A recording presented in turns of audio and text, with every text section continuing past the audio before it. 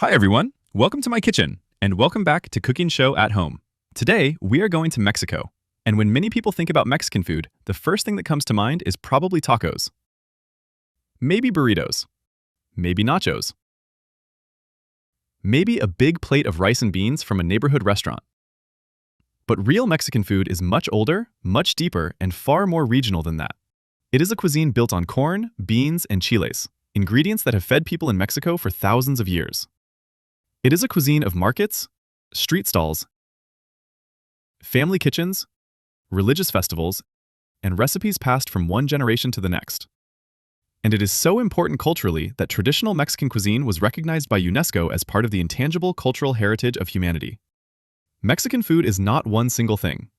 It changes from the deserts of the north to the tropical Yucatan, from the mountains of Oaxaca to the streets of Mexico City. Some dishes are ancient. Some were shaped by the Spanish conquest.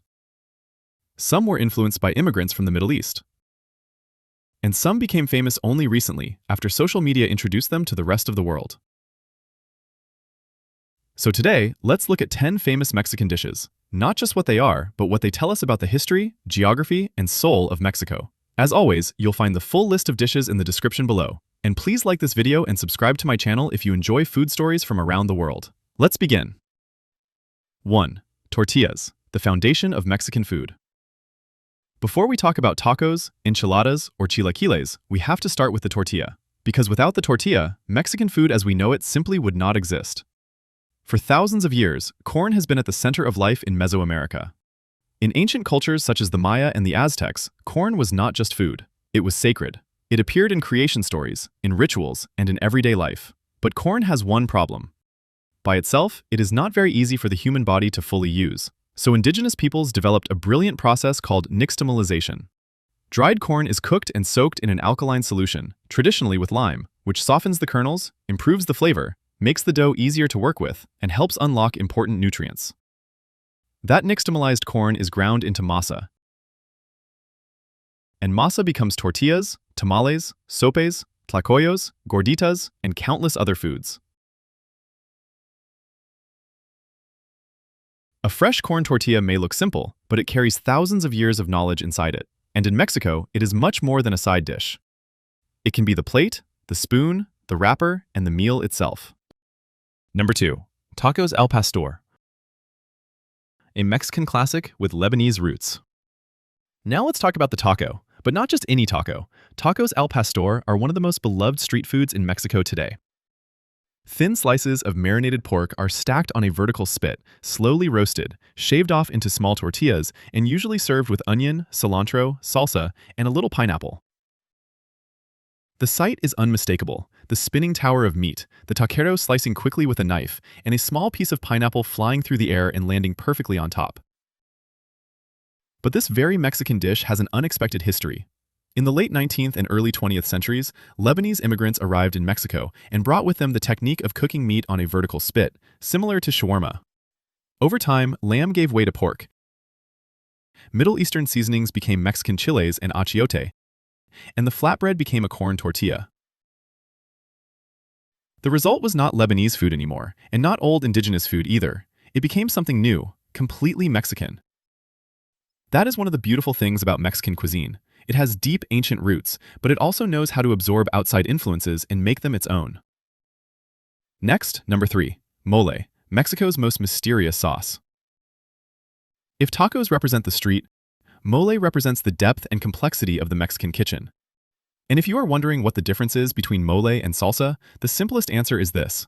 Salsa is usually a fresher, brighter sauce, often made from chiles, tomatoes, tomatillos, herbs, or onions, and it is commonly served as a condiment. Mole is usually much more complex. It is built from many ingredients, often toasted, fried, ground, and slowly cooked together into a deep, layered sauce that becomes a central part of the dish, not just something added on top. Mole is not one single sauce. There are many moles across Mexico, especially in Oaxaca and Puebla. And they can be red, black, yellow, green, thick, smoky, fruity, sweet, spicy, or all of those things at once. A mole may include dried chiles, nuts, seeds, spices, tomatoes, herbs, bread, tortillas, and sometimes chocolate, But chocolate does not make mole a dessert. It is usually there to add bitterness, aroma, and depth. The most famous version is probably mole poblano, often served over turkey or chicken. There are many legends about its origin. One tells of nuns in a convent in Puebla creating it for an important visitor. Another points to older indigenous sauces that existed long before the Spanish arrived. The truth is probably that mole is exactly what Mexican cuisine often is, layers of indigenous and European ingredients coming together over centuries. A good mole is not fast food. It can take hours, sometimes days, to prepare. It is often made for weddings, holidays, and important family gatherings. And when you taste it, you are not just tasting a sauce. You are tasting patience, celebration, and history. Number 4. Tamales, one of the oldest foods in the Americas. Tamales are among the oldest prepared foods in the Americas. Long before the arrival of Europeans, indigenous peoples were already filling corn dough with meat, beans, chilies, vegetables, or fruit, wrapping it in corn husks or banana leaves, and steaming it.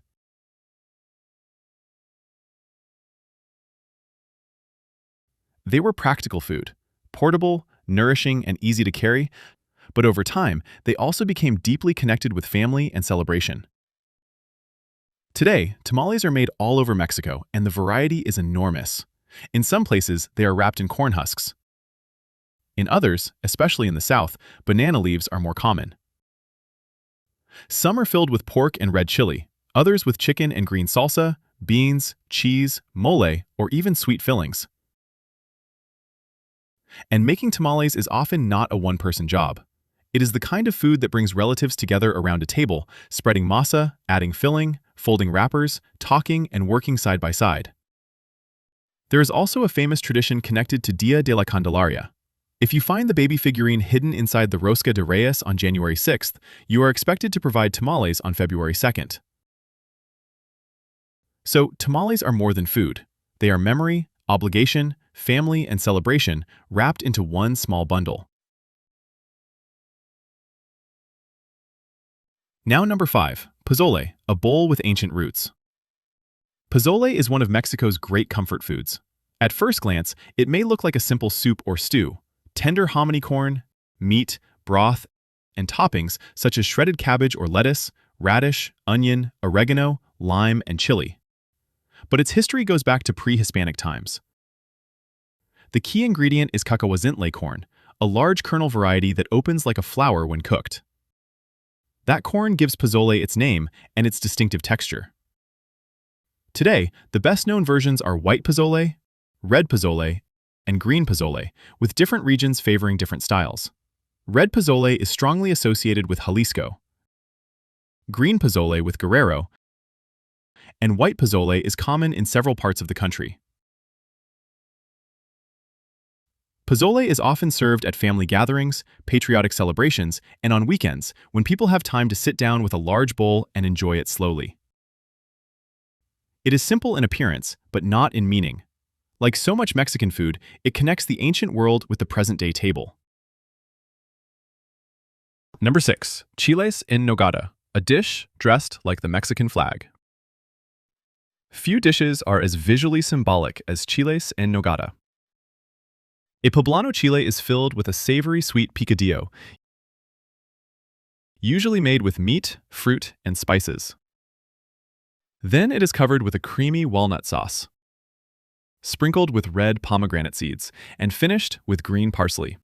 Green, white, and red, the colors of the Mexican flag. The dish is strongly associated with Puebla and with Mexican independence celebrations in September, when walnuts and pomegranates are in season. According to the traditional story, chiles en nogada were created by nuns in Puebla in 1821 to honor Agustín de Iturbide after the signing of the Treaty of Córdoba, which recognized Mexican independence. Whether every detail of that story is exact or not, the dish became one of the great patriotic symbols of Mexican cuisine. It is also a perfect example of how Mexican food often balances opposites. Chile and fruit, savory meat and sweet notes, richness and freshness, indigenous ingredients and European techniques. And because the ingredients are seasonal, chiles en nogada are not something people expect to eat all year. Their return each year is part of what makes them special. Number 7. Cochinita pibil, the taste of the Yucatan. Now we travel to the Yucatan Peninsula, where the food feels different from much of central Mexico. Cochinita pibil is one of the region's most famous dishes. Pork is marinated with achiote, sour orange, and spices, wrapped in banana leaves, and traditionally cooked slowly in an underground pit called a pibil. The result is tender, deeply colored meat with a flavor that is earthy, citrusy, and aromatic. This dish reflects the Maya roots of Yucatecan cooking, as well as later Spanish influence. Before pigs arrived with the Spanish, similar pit cooking methods were already used with local meats. What makes Cochinita pibil especially memorable is not only the meat itself, but what comes with it: pickled red onions, habanero chile, and warm tortillas. It is the kind of dish that tells you immediately where you are. One bite, and you are in Yucatan. 8. Enchiladas, a dish older than it looks. Enchiladas may seem familiar, especially to anyone who has eaten Mexican food outside Mexico. But the basic idea is very old. At its heart, an enchilada is a corn tortilla dipped or covered in chile sauce, then filled or folded and served with toppings. That combination, tortilla and chile, reaches far back into indigenous cooking traditions. What makes enchiladas fascinating is how many regional versions exist. There are enchiladas rojas with red chili sauce, verdes with green salsa, suizas with cream and cheese, mineras from Guanajuato, potosinas from San Luis Potosí, and many more. Some are filled with chicken, some with cheese, some with potatoes or vegetables. Some are baked, but many traditional versions are simply prepared on the griddle or in the pan and served right away. Outside Mexico, enchiladas are often treated as one standard restaurant dish. Inside Mexico, they are almost a language of their own, with each region speaking in a different accent. Number 9. Birria, from regional stew to global sensation. Birria is a great example of a regional dish that suddenly became famous around the world. It comes from the state of Jalisco and was traditionally made with goat meat, slowly cooked with dried chilies, spices, and vinegar until rich and tender.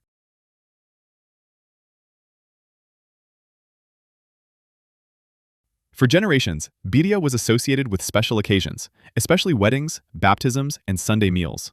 But in recent years, a modern variation took social media by storm. Quesabirria tacos. The meat is folded into a tortilla with cheese, fried until crisp, and served with a cup of the deeply flavored cooking broth, or consommé, for dipping. It is messy, rich, dramatic, and almost designed for the camera. But underneath the viral trend is an old regional dish with a long history. That is another reason Mexican food remains so powerful. It can preserve tradition and at the same time keep reinventing itself.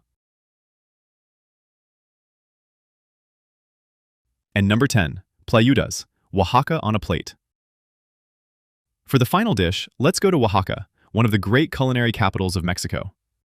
A tlayuda is sometimes described as a Mexican pizza, but honestly, that comparison does not do it justice. It begins with a very large, thin corn tortilla that is toasted until it becomes leathery and crisp.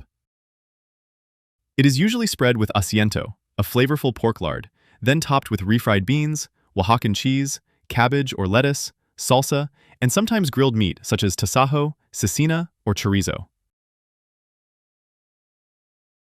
It is smoky, crunchy, chewy, rich, and very satisfying. But more than that, the tlayuda is a perfect symbol of Oaxacan food. Corn at the center, local ingredients, strong regional identity, and a dish that feels both humble and unforgettable. Oaxaca is famous for its moles, its markets, its cheeses, its chocolate, its mezcal, and its astonishing variety of corn-based foods. A tlayuda gathers many of those traditions into one meal you can hold in your hands. And that is why I wanted to finish with it. Because Mexican cuisine is not only about the dishes that became famous abroad. It is also about the regional foods that tell the country's story from the inside. So, what is Mexican food? It is tortillas made from nixtamalized corn, one of the great culinary inventions of human history. It is the smoke of a taco stand at night, the slow patience of mole, the family work of making tamales, and a bowl of pozole shared on a weekend. It is indigenous knowledge, Spanish influence, Lebanese migration, regional pride, Catholic festivals, street food, home cooking, and celebration. And maybe that is why Mexican food is loved all over the world, because it is bold without being careless, ancient without being frozen in time, and comforting while still full of surprise. And of course, this list only scratches the surface. We did not even get to barbacoa, carnitas, aguachile, sopa de lima, huaraches, pambazos, or pan de muerto. So now I want to hear from you. Which Mexican dish is your favorite? And which country's food should I explore next? Thank you so much for watching. If you enjoyed this video, please give it a like, subscribe to Cooking Show at Home, and share it with someone who loves food and travel. And as always, thank you for being here with me in my kitchen. I'll see you next time. Bye!